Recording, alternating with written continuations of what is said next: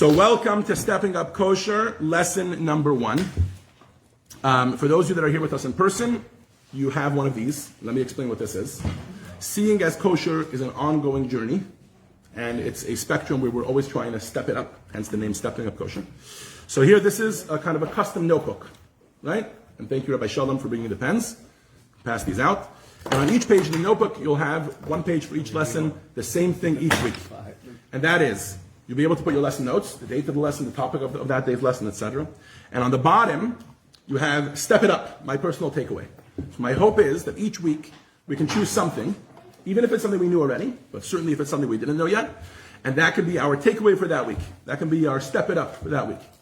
And that can be yours on your own. I'm not going to announce what that is. Everybody's at their levels. Everybody will take it on their own. But if you write something there, then that week, that can be your exercise for the week to try and keep that part of kosher on your own. Now, spoiler alert, the first 3 weeks are going to be hard to have a takeaway, but hopefully we'll still have one.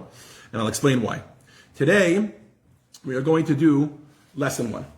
And lesson 1, probably lesson 2 and lesson 3 as well, are going to be kind of an overview, an introduction to the laws of kosher. Let me explain. One personal misunderstanding or myth that I see people throw around all the time is that kosher is a mitzvah. Kosher is not a mitzvah. Kashrut is not a mitzvah. Kashrut is a Hebrew word. Okay? And that Hebrew word means fit or appropriate. Kosher food, the concept of eating kosher means eating food and in a manner that is befitting, that is appropriate for a Jew. As a matter of fact, it includes within it upwards of 30 mitzvahs. Probably somewhere between 30 and 50 mitzvahs. Isn't that wild?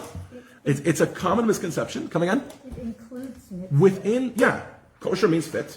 So if you're eating right now a bagel, and you're eating a bagel that's fit, that's appropriate for a Jew to eat, that means you are now avoiding about 30 to 50 prohibitions in the Torah. Okay? So our first order of business, before we even start getting into laws, into specific laws about kosher, is going to be to define those. That list. What is that list of things that a Jew is prohibited from eating? Okay, now, I will warn you, as we go through this list, you're going to have many questions. But here's the fun part. After these 2-3 lessons where we go through this list of 30-something, 40-something prohibitions, 30, 40, and we're going to go through each one, we're going to explain where it comes from in the Torah, etc. After we do that, then we're going to start to unpack each one at a time and get into the how, the what, the why, the when, the details of it, and how you keep that element of kosher. All right? Sounds daunting? Why are you sighing like this? Daunting. Sounds very daunting? I have some things that I can't see moving forward with. Pause. That's why this class is called Stepping Up Kosher. And I think there are people on Facebook also that probably have the same type of thought. It's not an all or nothing journey. Believe me when I say that I, all the time in my house, and I'm an observant Jew, and I've been observant since day 1 that I was born. There's never been a day that I didn't keep kosher. But there's also never been a day that I haven't been growing in my kosher observance. And I've learned new things. Certainly when I got married and had my own kitchen, I learned new things. But every day I learn new things. Oh, that's a nuanced law that I didn't know. This is a way to do it that I didn't know, etc. I think now would be a great time to quote the Talmud, which says, "Lo nitna Torah l'malachi asharet," which means God intentionally did not give the Torah to angels. In other words, He didn't expect perfection. What God wants from us is that we should do our part. And if we are growing today, and we're keeping kosher today more than we were doing yesterday, then we're on the right path, and we're in the right direction. It's not so much about where you are, it's about the direction that you're headed in. Does that make sense? And that growth is something that we're going to be doing the whole year now, and that's okay. That's not a problem. So if it's daunting, that's a good thing. It means that you recognize that there's a lot of details to kosher. But I think the answer to it being daunting is that it's not daunting if you're only looking at one step. So I would encourage you to try to fill in this box. And those on Facebook, if you want to have one of these booklets, I'm happy to meet up with you. You can come to Chabad anytime and pick up one of them. We have plenty of extras here. And on the bottom, that step that you take this week, that will be your goal for this week. It's not daunting. It's not, I'm going to transform my entire life right now. It's one step at a time. Everybody with me here? Okay. So I think we're ready to start. Yes? Yeah. Mitzvah number 1. So, by the way, I'm going to do them a little bit. So I'm using this book. This is a book called Shmirat HaKashrut. We are already familiar with the author because this same class, Sunday morning after davening, we already did about a year and a half the laws of Shabbat. You remember that one? That was the same author. Unfortunately, that book was translated to English. This one was not. So Rabbi Shimon Gadassi, a rabbi in Israel, who's great at taking the laws of everyday life and kind of simplifying them and bringing them into step-by-step bites. And I love his books, both in Hebrew as well as the one that's been translated to English. And I actually emailed them about 2 weeks ago asking, are you planning to translate this one to English? I got no response, as I thought I would. So I was reaching out to say, hey, even if you only have a beta version of the PDF, I'd be happy to give my feedback, but we got no response. So we're going with the Hebrew one. All right? Okay. So his list of mitzvot here is actually in alphabetical order, according to the Aleph Bet. I'm gonna do it a little bit out of order, as you'll see in a moment, because sometimes it makes more sense to stick it one earlier than later. But it's only alphabetical. Okay? Are we ready to dive into it? Mitzvah number 1. Mitzvah number 1 is called Ever Min Hachai, which means flesh of the living animal. It says in the Torah, Lo tochel hanefesh im habasa, which means you should not eat the soul together with the meat. What does this mean? The soul together with the flesh. Rabbi Yochanan explains, Mikan lemeidim, from here we learn about the prohibition of eating just a limb of an animal without killing it. So we haven't even gotten to slaughtering yet. We haven't even gotten to shechita. There's a prohibition against taking a piece of a living animal and just eating that limb while the animal is still alive. Now, this mitzvah is actually not first given to Jews. It's one of the 7 Noahide mitzvot. The history of this is that there were only 6 Noahide mitzvot before the end of the flood. And after the great flood, Noah was saved. Hashem turns to Noah and he says, I have a 7th mitzvah for you, a new one. Why? According to many midrashim, before the flood, before the era of the flood, actually no one ate animals. No human beings ate animals. Because it was prohibited from God. It was considered a transgression to eat an animal. And only after the great flood, and now I don't know if now is time to get into like the Hasidic history, like the spiritual background to this, like why are we allowed to eat animals, etc. But suffice to say, there's a proper explanation why we're allowed to eat animals. But after the great flood, so then another mitzvah was given, we're allowed to eat animals, but only if the animal is dead. Remember, this is before the laws of Sinai. This is before the laws of kosher come around at the Gibber Torah at Sinai. Yes? Can you say something about why we are allowed to eat animals? Sure. I don't want to get too much into it. But just a Let me finish this thought, and then I'll address that in just a moment. So then we get so there's a verse in the Torah then which says, Ach basar benafsho damo lo tochelu. Again, the soul together with the flesh, with the flesh of blood. Sorry, the soul of blood together with the flesh, you should not eat. From this verse, we learn that you're not allowed to eat a limb from a living animal. Now, it should be noted that technically, according to the strict prohibition from the Torah, the biblical prohibition, you would technically be allowed to do so with a fish. However, right, this would be only with kosher domesticated animals or wild animals, etc., but not with fish. With fish, technically you're allowed to eat it, but the rabbis extended. I'm sorry, not the rabbis. We have a different prohibition in the Torah, which is bal tashaktu. You shouldn't be disgusting in the way you eat, and so therefore, even from fish, we extend that prohibition. It applies to fish as well. Okay, so that's the history of this mitzvah. That's the basic parameters of this mitzvah, and we're going to leave it alone for now, and we'll come back to it when we move on to getting into details of each mitzvah. Okay, now Marilyn requested that I should share a little bit of Hasidic background, which means a little bit of the spiritual behind the scenes, pulling back the veil as to why we're allowed to eat animals at all, right? Like, what gives us the right as human beings to take the life of another living being and eat it? So the answer is that the answer, in short, is that the animal wants us to eat it. In short, we have no ability, we have no allowance, no permission to eat another living being unless it is for the benefit of that animal as well. In other words, unless we're going to use it for a holy purpose. So, if we were to sit here and eat a nice slab of steak, and the sum total of our eating would be that we are eating it for our own enjoyment, then actually we would be prohibited from eating it. We would be corrupting the flesh of that animal.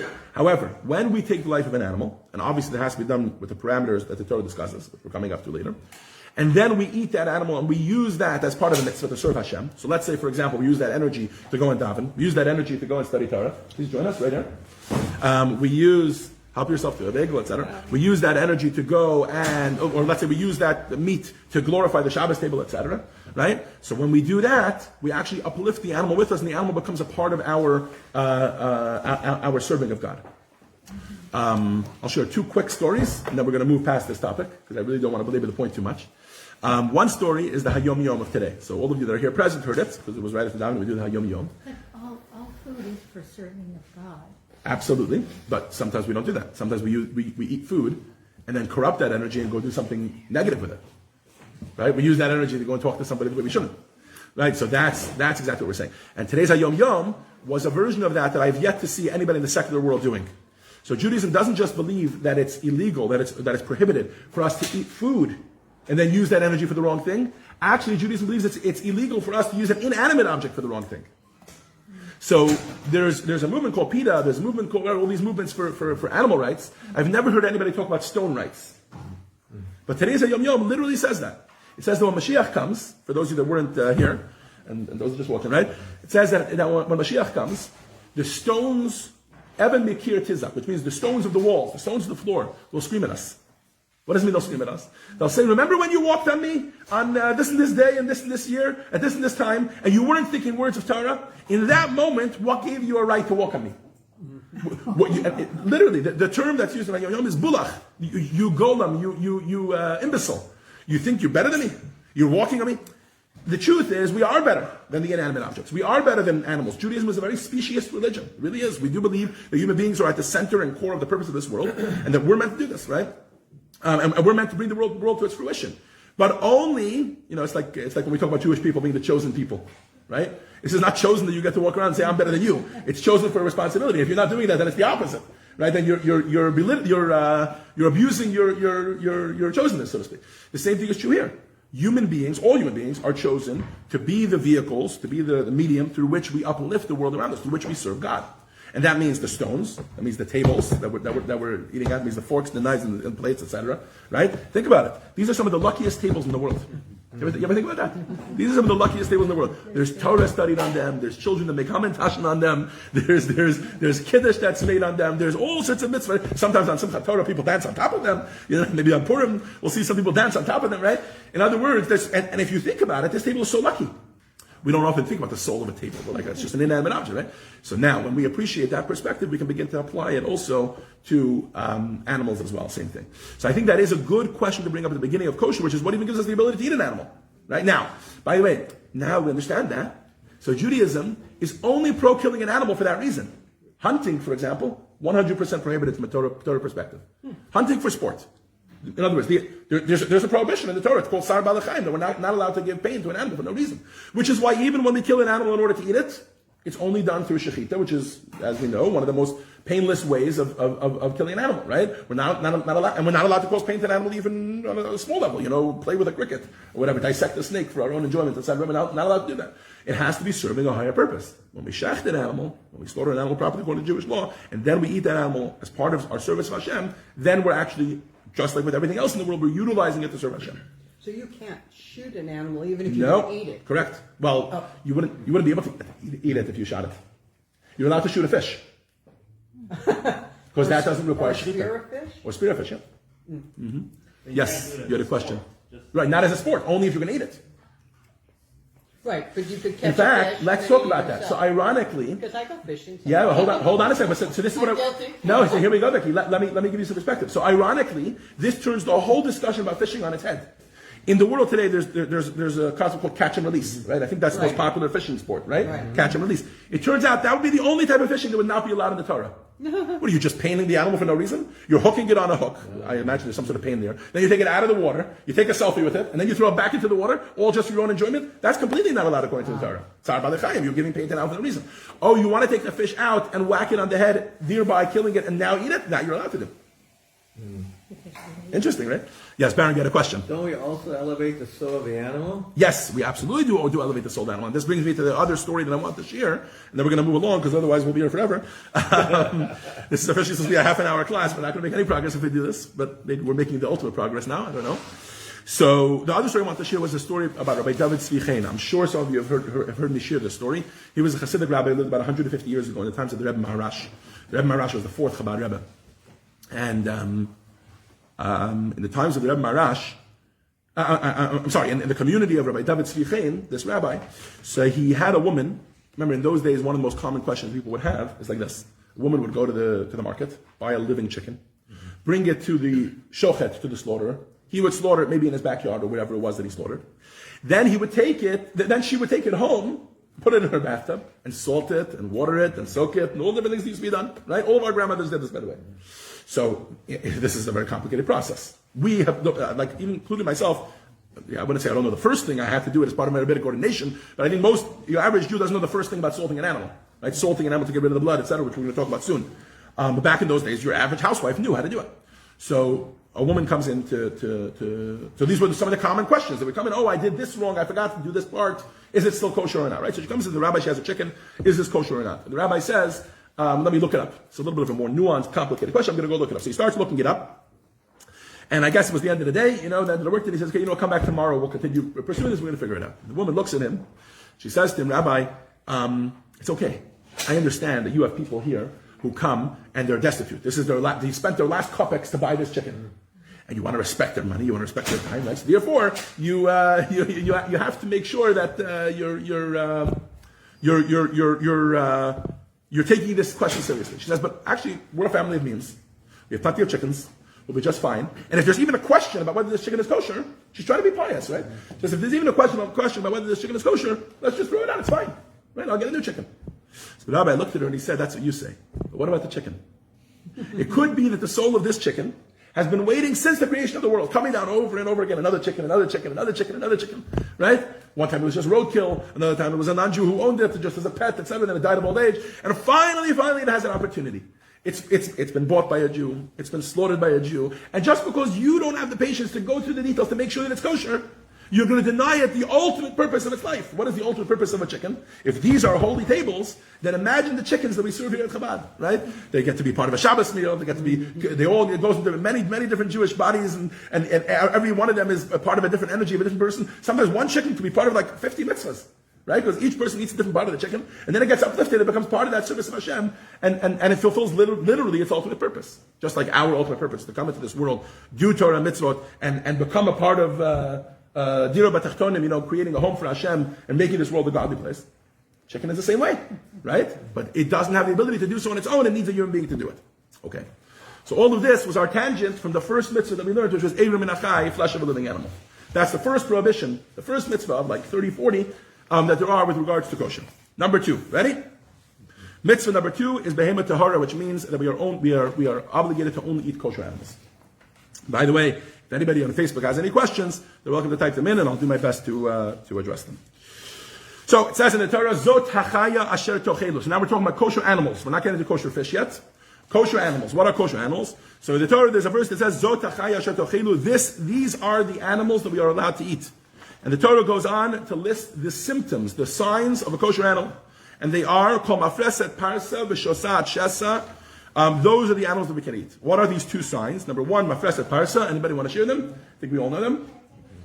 The hooves of the animal have to be split. And shosat shesa means it regurgitates its food. Exactly. It digests its food twice. It swallows the food once, what we call chewing its cud. It first swallows the food, digests it to one degree, and then it comes up and it gets digested again. Kind of a bit disgusting if you think about it. These are the Not symptoms. the nicest No, I don't think it's the nicest thing. I'm certainly glad that as human beings we don't do that. But these are the 2 signs that the Torah gives us that an animal is kosher. Now, the rabbis have pointed out that if you take a look at kosher animals, there are 2 other signs that are actually symptomatic of a kosher animal. Symptomatic is the wrong word, because I don't think we're allowed to eat them because it has split hooves. It's not symptomatic. It's just a sign. It's just a way of telling. It's not that's why it's kosher. It's kosher because God said so. These signs are just the signs that show us this. So the rabbis have pointed out 2 other things. Number 1 is that kosher animals do not have fangs on their upper cheek, on their upper cheekbone, on their upper jaw, as do most animals of prey. The other one is that the veins at the tailbone, I don't even know what this looks like. I just know that I've heard that this is the case. The veins go in a checkered pattern. So they go top to bottom and right to left. What in Hebrew is called shasi ve'erev. So it goes in both directions. Whereas I guess non-kosher animals only go in one direction. Who knew? All right, these are two. So if you're ever stuck in the woods and you find an animal and you don't know if it's kosher or not, just ask it for a moment to sit down and go check its hindquarters, and that's it. You'll be all set. Okay.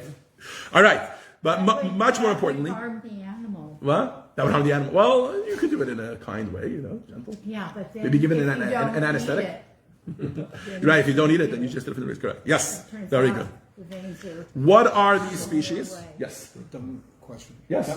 That's not a either or. It's a cloven hoof and. Correct. Very good. Yes. That's not an either or.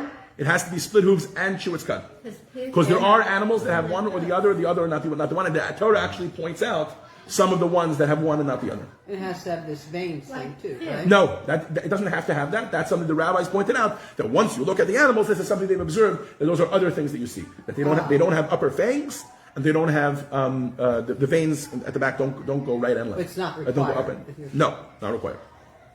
But they've noticed that this is the case. Meaning, so I think probably the most effective thing we could do right now is actually just to list the species. Here are the species that are kosher. You ready?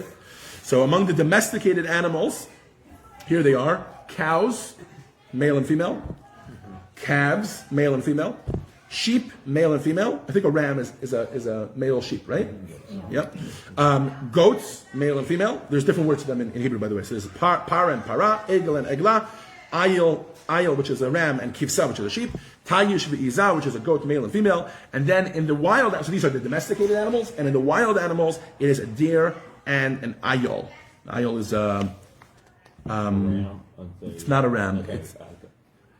It's like a goat, but it's a wild goat that jumps in the hills. I forget the name right now in my head. Anyways, okay. These are the kosher animals. Yes. But we're not allowed to shoot them. We have to be domesticated. Correct. That's another mitzvah. We're getting to it. So far, we've only done 2 mitzvahs. This is why I told you that I'd like to do them actually in order. Out of order. Why? Because where I'm going to go now is actually to kosher birds, kosher fowl. So even though technically this one is behema tahora, which starts with a bet, and of tahora is with an ayin, therefore it's later. It's out of alphabetical order, but I'm going to jump because I think it's worth it to do that right now. Okay? Are we ready? Okay, and then we're going to go to kosher fish, which will also be in a moment. Okay, so of tahor, kosher chicken, kosher birds. I don't know why I said kosher chicken. Obviously, I mean kosher birds, all sorts of kosher birds. So never about Torah, there is a verse in the Torah that says, "Ves eila teshaktu min ha'of lo yochlu sheketzeim." So with regards to the animals, the Torah gave us specific signs. The Torah does not give us signs when it comes to kosher animals. The Torah goes through a list. When it comes to kosher birds, the Torah goes through a list of non-kosher birds. These are the impure birds that you're not allowed to eat, and it goes through a whole list. The Torah does not tell us which ones are kosher; just the rest of them are kosher. And the Torah also doesn't give us signs for them. However, the rabbis in the Rambam in Maimonides and Shulchan Aruch, etc., it's all brought down that there are signs that you can see that like there are themes or what's the word I'm looking for? There's like patterns you can see in the list of birds that the Torah lists. They're all birds of prey. Okay? And they're not just birds of prey, but they're the type of birds of prey that they attack with their claws. Even while the animal is alive, they start to eat from the animal. Again, the rabbis are not saying this is the reason the Torah said this. They're just observing that all of the birds that the Torah tells us we're not allowed to eat are those types of birds of prey. They're extreme birds of prey, let's call them. But kosher birds do not do that. And therefore you're allowed to eat them. And the rabbis have given us signs. These are the 3 signs that they have given for birds. Okay? Number 1, it has an extra finger, apparently. I don't know the details. Kosher birds. Okay. Kosher birds have an extra finger. They have a wing. Sorry, not a wing. They have an esophagus that is bent to store food somehow. It's dilated in some way that it can store food. Okay, interesting. They store it for their chicks. Is that? Oh, really? Is that? Yeah, they and then they regurgitate their food. They adjust it and then they regurgitate. Regurgitate it for the. Interesting. And they store it. Okay, I didn't know this. Feed it to their chicks. And then the third one that they give us is that the kurkivan, which is the skin of the animal, it can peel off with your hand, and there's no need for a knife. Right? So think of a chicken. Right? You can just take the skin off. There's no need for a knife. You can do it just with your hand. So that is that. That is number 3. Okay. Now, despite the fact that there are verses in the Torah that lists the non-kosher birds, and technically we're allowed to eat all the other ones. And the rabbis have even given us these 3 signs for kosher birds. Despite all that, today our custom is that we only eat birds that traditionally, meaning based on Masorah, that have been passed down to us as kosher birds, that we know that they're kosher. Are you ready for the list? Mm-hmm. Okay. I'm not going to know the translation of all these. That's why I have here the translation. So you have, you have chicken and a turkey. And avaz habayit, which means a house duck, whatever that means. The common swan of all kinds, a goose, house pigeons, the giant pigeon. These are the names he's giving them in Hebrew. I don't know the exact proper translation to English of each one. I'm sure you can find it online. The common tern. What's a tern? Is that a type of bird? Yeah, it's an ocean. Sea. Okay. A sparrow, quail, and some of these birds, by the way, only the tradition is only in certain groups of Jews. So in other words, there are certain birds that only Sephardic Jews, for example, will eat. There are certain birds that only because remember, there's been a major diaspora, a major galut, where the Jews are all over the world. So the tradition is different at this point in different circles. This is not the first time we're going to see this. We'll see this also when we talk about kosher locusts or kosher grasshoppers. We'll get to in a moment. But generally speaking, this is the list of kosher birds. Okay? I think I said them all. Any questions? But how can there be a tradition for turkey? What's the question? Turkey only entered the European market after 1992. I don't know the answer to that question. It's interesting that you bring up Turkey because there is a little bit of a discussion about Turkey. To the best of my knowledge, it's the Horowitz family. Anybody from the family of the Shalah, who was a great rabbi who lived many, many years ago. You're saying that Turkey only entered, but did they have it in the Middle East? No. They didn't have it in the Middle East at all. Here in America. New World. New World only, right? Which is why They had pheasants. I think that's related. Pheasant? I don't know. Maybe, and I don't know the answer to that question. It could be that this is why there is this disagreement. But I want to show you that the members of the Shalah, the descendants of the Shalah was a great rabbi who lived a couple hundred years ago, and his descendants have it on tradition from him. And they say the story goes that he once saw a turkey rip apart another bird, and that's why he decreed this, that turkey is not kosher for his offspring. But did he eat the bird too? He didn't. Oh, did the turkey? I don't know. I don't know the details of the story. I just know that the Horowitzes, which today is a massive Jewish family, and they come from the Shalah, and they're Levites. Well, I don't know if it's all the Horowitzes, but many of the Horowitzes. When I was in yeshiva, all the Horowitzes were like this. I've actually heard some people when they turkey, don't but I eat never turkey. knew why. That's the reason. It's tradition one, and it could be that it's related to this concept. It was like, oh, we didn't have a tradition that was specifically allowed. So when they discovered this new bird, I guess they said it's not listed in the Torah as no, so therefore it must be yes, right? And he said no, not allowed to. That's my own hypothesis. A lot of Muslims eat pigeons, but have you seen Jews really eating pigeons? And Never Israel, really. I know. In general, you see that in Egypt. And, I just want to say, in general, the list of the kosher and non-kosher, even the animals. I mean, I've never really eaten goat. I don't think ever, to the best of my knowledge. Yeah, but we goat cheese, which we'll get to. Yeah, we're getting to that in just a moment. And we couldn't eat it if it was from a non-kosher animal. Correct? Yes. Which is actually coming up in just a moment. But you can eat some kind of they have to be domesticated. The wild goats. The wild goats would have to be domesticated. No. You're allowed to eat a wild goat. That was one of those on the list. Maybe they don't taste. Right. That's what I'm saying. So the same thing here. Like pigeon, I'm not sure I have a desire to eat pigeon. You know what I mean? Like I've never tasted it, but like. I'm very happy. I have plenty of meat I can eat. I'm good to go. I'm good with beef and lamb. And that's it. Muslims cook them a lot when I was in the Middle East. No, it does. You're allowed to eat pigeon. It was on the list. We just mentioned it.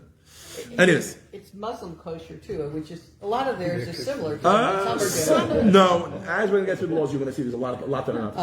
All right, let's move a little bit at a quicker pace, folks. Yeah? All right, Dug Tahor, kosher fish. Again, I'm still going out of order because I'm going to try to go through all the kosher species and then we'll move on. Never by Torah, it says in the Torah, only these shall you eat from everything that swims in the water, anything that has fins and scales. Whether it swims in the great oceans or whether it swims in the creeks and the rivers, if it has fins and scales, you can eat it. And anything that does not have fins and scales, they are an abomination for you, and therefore you should not eat them. So it turns out that the signs for a kosher fish are again clearly written in the Torah, and they are: number one, it has to have a fin which it uses to swim. and it has to have scales which cover its body. Now, the rabbis have taught us, and this is in Rambam in Maimonides, that it turns out that any dog, the Hebrew word for fish is dog, that any fish that I'm looking at the Hebrew and I'm trying to translate it, that any fish that has scales automatically has a fin. Apparently, that's a thing. I don't know if anybody here has an example they want to bring of a fish that has scales, but does not have a fin. But apparently, every fish that has scales has a fin automatically. Therefore, if you catch a fish and it has scales and you don't see a fin, it's still kosher. You're allowed to eat it. Why? Because and even if the fin, the scales, many of them came off in the water. In other words, it doesn't need to have the fin and the scale in order to be kosher. Again, it's not like, oh, we only eat something that has a fin and scale. No, these are just the signs that show us what is kosher. Everybody with me here? Mm-hmm. Okay. So therefore, even if you take a fish out and let's say it's salmon, and you know it's a salmon, it usually has a fin, but this one, the fin got caught in something, was in some horrible accident, that's fine, you can still eat the salmon. Or all the scales came off, that's fine, you can still eat it. The rabbis taught us, let me do a translation on this one as well, because... Why is swordfish controversial then? So we're about to get to that. Okay. We're about to get to It that. sheds its scales, I think. Doesn't it shed its scales? Hold on. So the rabbis taught us that there's another, again, just like with the other ones, the rabbis taught us that, hold on, that when it comes to fish, also there are 3 other signs that you can see about a kosher fish that it just happens to be so. That kosher fish have these other 3 signs. Number 1 is that, and this is for swordfish for you, the head of the fish is round and not sharp. Okay? Number 2, it has a backbone. It has a vertebra. Yeah, I was going to say a spine, but I guess same thing. No. There you go. And the third one is that it has an ear bubble inside. The head is round. The head is round, not sharp. For kosher or non-kosher? Kosher. Head is round, not sharp. So I guess swordfish is out. And it has a spine, and it has an ear bubble of some sort inside. I don't know what that is. That's what he writes here. Okay. So the swordfish, the problem is the head. I guess so. Right, it has a fin and it has scales, but it sheds its scales. Maybe that's part of it. I don't know. That's what I... I don't know. That's a good question. Whether swordfish is kosher or not, I don't know. It's very controversial, and I just wondered Right. why. Okay. That might be part of it. Speaking of controversial, let's move on to our next mitzvah. Chagav Tahor, which means kosher locusts. Never Batorah, it says in the Torah, called Sheretz Ha'of. Ha'holech al arba sheketz ulachem. I'm going to translate this literally, even though it's going to sound strange in English, but I think you'll see that it directly describes locusts. The Torah tells us, Kol sheretz ha'of, any insect of the birds which walks on 4, sheketzu lachem, you're not allowed to eat it. It's an abomination for you. And then it goes through and it says, and these are the ones from the arbe is the Hebrew word for locust, which you're allowed to eat. And he goes through, it's arbe lemine, v'sasilim lemine, v'sachag lemine, v'sachag lemine, 4 types. So it turns out, in total, that the Torah allowed 8 types in total, because anytime it says Lamineu, as per its species, it means that it's allowing not just that one, but one other one that's similar to it. And here's the list. I'm going to have to translate it, and I'm probably not going to know what half these species are. Are you ready for it? I don't think we can. No. All of a sudden, everybody went quiet. They're like, forget it, not practical. We're not interested in eating any. I actually did try it one time. Oh, gosh. And my mother is a chocoholic. As a joke, Oh, and it was a chocolate that had my sister gross and I found kosher chocolate. covered. They call it grasshopper, but it's really low, obviously because of the hechsher, right? And we didn't tell my mother what they were. We took it out of the box. Oh my goodness. My mother ate 2 or 3. We were out of the house for 24 hours. We were forbidden. We had to go stay with Once you told her what she was eating? Oh my goodness. Okay. My sister and I each tasted it at the same time. Okay. And it actually is kind of crunchy. It doesn't Well, I taste imagine it'd be like crunchy, but that only wears the But halacha. it That was goes with the chocolate halacha. covered, so you didn't really. Anyways, kinda I'll see share it. an interesting fact about this in just a moment. First, let me that's all. go through the list, and I see even here in the translate they're having a hard time. Arbe is locust. Arbe is grasshoppers. Tziporet kramim, which is a type of locust. Silam here they're translating just as salam. Yochana Yerushalmit, which is a Jerusalem type of salam. Chargol. Most of these they're not even translating. Chargol, Artsubia, Chagav, Razvanit. These are the types that are allowed. Now, the rabbis in the Talmud, in Tractate Chulin, describe what the signs of a kosher locust is. Ready for them? Number 1, it has 4 legs. Number 2, it has 4 wings. Number 3, it has 2 other long legs in addition to the 4, which are next to its neck, which are meant to use to jump, to spring, right? Hence why we call them grasshoppers, right? And the 4th one is that its wings spread out over its entire body. Okay? Grasshoppers and locusts do not need to be shechted. They do not need to be slaughtered as per kosher, as per Jewish law. They just need to be dead. They need to be killed, and then you're allowed to eat them. And today, I had no idea that they were kosher. right? No, I'll tell you why you don't know. Because today the custom is that we do not eat any sort of locusts or any sort of grasshoppers because we don't have a tradition. Remember, by the birds, we have a tradition of these. We just go with the ones that we know from tradition. That our grandparents ate chicken, ate turkey, ate geese, etc. So then the same thing here. We don't eat it because there is no tradition about which ones to eat, and that probably has to do with them being gross. Like nobody was interested in eating them, so the tradition got lost. Now there is a group of people, Sfaradim, I believe, Yemenites or Temanim, right? Yeah. That every year there's like an organization that supports this till today. They get together and once a year they eat specific type of locusts. This is one, the Temani Jews. The Yemenite Jews, they have a tradition apparently going back to their ancestors who used to eat them, and I guess because in their cultures they eat them.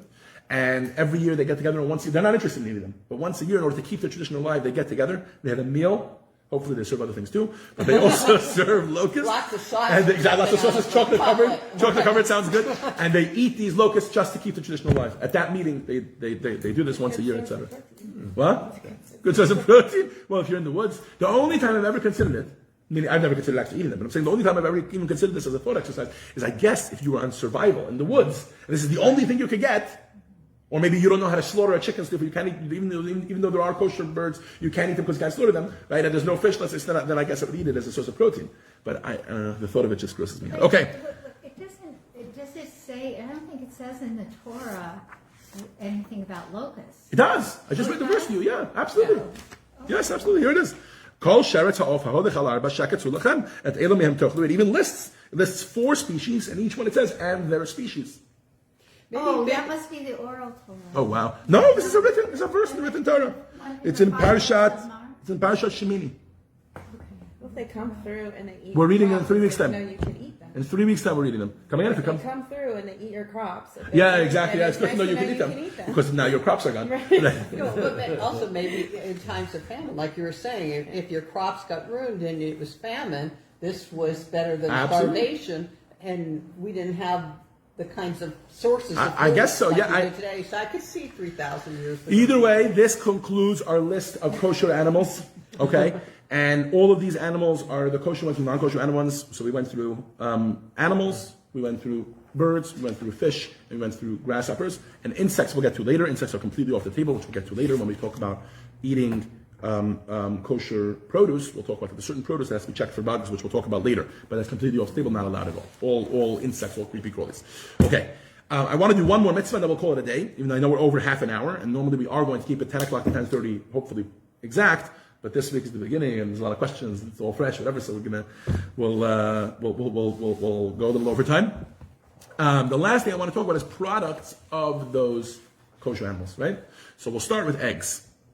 So it turns out the prohibition against eating non-kosher birds also is not just for the actual body of the actual birds, but also the eggs that come out of those birds are also only allowed if the bird was kosher. So you have to make sure, and I think in the U.S. this is not really a problem because I think all eggs come from chickens, and I guess in other cultures, other societies, etc., whatever, right? You can have ostrich eggs. You can have other what? And also, there's a section of the Torah where it talks about shooing the mother away. We're not getting to that mitzvah. Correct. Those eggs Yes, must be shiluach kosher. hakan. Must be from one of these birds. Must be from a kosher bird. Yeah, of course, because you can't. Yes, but that's certainly with the mother bird. It's a different mitzvah. Hi, Ari. Good morning. And there is one more thing we need to do with regards to eggs. With regards to eggs, we need to make sure that the egg does not have blood in it. Right. Okay, Why so you let's. put it in a separate cup, right? That's it doesn't need to be done that way. You like a lot of people have an egg checking cup, which is just a glass or a clear cup. So then you could just crack it, put it in, and then look on the bottom. Right. It's a nice trick. Hack, you see. At this class, you don't just get the laws; you also get hacks how to keep kosher. Now somebody asked me though, then how does that apply Yes. if you're going to hard boil the egg? You don't know. We're about to do that right now. Okay. Ready? Okay. So there are 3 ways that you can find blood inside an egg, and that's 3 different levels of prohibition. Are we ready? Number 1, if you have there's fertilized eggs and unfertilized eggs. Okay. If you have a fertilized egg, okay, the first category is the blood is in a place where the chick has already begun to form. That is prohibited biblically. The Torah doesn't allow us to eat that. Another category is an egg which was fertilized, but the blood is in a place where actually there's no it's a blood clot. It's an appearance of blood, but it's not actually the beginning of a chick. How do you know that? It doesn't make a difference, as you see, because that's prohibited rabbinically, so it doesn't make a difference. Both, For us, okay. they're both prohibited. This one biblically, this one rabbinically. I'm just trying to give you the overview of it. Got it. And the third one is an unfertilized egg, which is found, and you find, a stain that looks like blood, but it's completely unfertilized. This could never become a chick. It's not allowed because of something called marat ayin, because of appearances, but again, rabbinically not allowed. Yes, you had a question? Well, sometimes I see not obviously blood, but some little substance that's dark. Like You should avoid it just in case. There's a chance it might be blood, but yeah. Okay. There's a lot of questions with regards to blood and eggs, as there are with regards to everything else. One of the questions, for instance, with regards to blood and eggs is, can I just remove the blood and move on? Right? Or is the whole egg not allowed? And if I did put it into something, is the whole, let's say I made cookies with that, is that make all the cookies not kosher or not? What if it's a hard-boiled egg, etc.? All of those details we're going to wait until we get to the actual laws of blood and eggs. Okay, so the whole section we'll talk about it, but for now, so far, we just introduced the mitzvah. Okay, we still want to talk about milk, we want to talk about other products that come from animals, but for now, we're going to call it a day. Thank you for joining us. Yes, Seth, you'll have to come back next week. Thank you all for joining us for Stepping Up Kosher lesson number 1. We look forward to seeing you all next week for lesson number 2, where we'll go through another, hopefully 10 to 15 mitzvahs, hopefully at a quicker pace than this week, and hopefully we'll be able to stick to our 10 o'clock, 10:30, hopefully with the help of God. And eventually we'll take small steps, which will lead to larger steps, And which how long eventually is will this get us class? to... Is it 4